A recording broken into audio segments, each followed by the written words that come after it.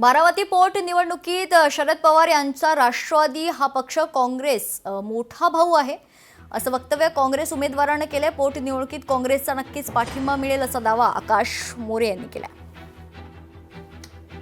तर आपल्यासोबत काँग्रेसचे उमेदवार आकाश मोरे आहेत। काय सांगाल, एकंदरीत काँग्रेसने उमेदवार दिल्यामुळे खरं तर पार्थ पवारांनी जी टीका काँग्रेसवर केली, शरद पवारांनी एकीकडे उमेदवार न देण्याचा निर्णय घेतला आणि काँग्रेसने उमेदवार दिला।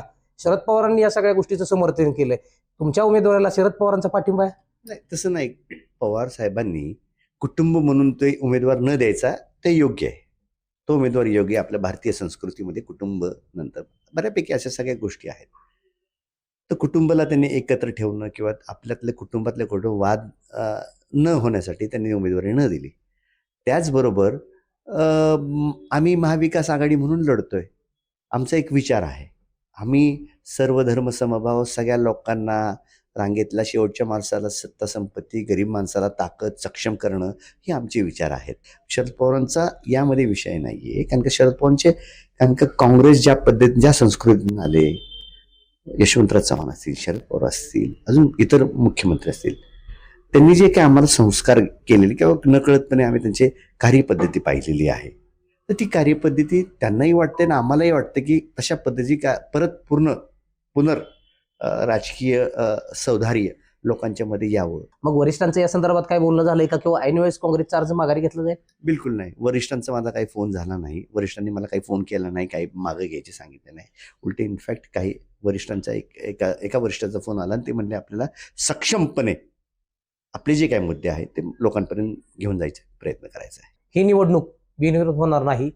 येणाऱ्या 2 दिवसांमध्ये अर्ज माघारी घेण्याची मुदत आहे। यामुळे आता या 2 दिवसामध्ये नेमक्या काय घडामोडी घडतायत हे पाहणं महत्त्वाचं ठरणार आहे। विकास कोखरे, लोकशाही मराठी, बारामती। सिडेट कंपनीतील कामगारांच्या मागण्यांवर तोडगा काढण्यात आला। मंत्रालयातील बैठकीत तोडगा काढल्याची माहिती आहे। 21 दिवसांपासून सुरू असलेलं आंदोलन यशस्वी झाल्याचं चित्र आहे। कामगारांचा जल्लोष, गुलाल उधळत पेढे भरून आनंद व्यक्त करण्यात आला। संघटनेच्या पदाधिकाऱ्यांचं सर्वांनी ऐकून घेतलं, मंत्रिमंडळ महोदयांनी ऐकलं व राठी जे आहे इथले जे कंपनी मालक त्यांनी ऐकलं व मॅनेजमेंट आमची चांगली 2 घंटे 2.5 घंटे मीटिंग चालली, पण त्या 2.5 घंट्यात कुठला तरी चांगला मार्ग निघाला। सर्व कामगाराच्या हेतूबद्दल, कामगाराच्या लढाईवर आमची जीत झाली हे आज आम्हाला 100% वाटलं। आणि हे लढाई याच्यामुळे जीत झाली का कामगार एक होते, उपोषणाला आमचे 15 लोक बसले होते आणि त्या 15 लोकांनी अन्नत्याग करून 21 दिवस इथं बसले, तेव्हा आमच्या मागण्या पूर्ण झाल्या। म्हणून आम्ही सर्वांचं अभिनंदन, धन्यवाद करतो। लोकशाही मराठी ऐका, पहा, जागरूक रहा।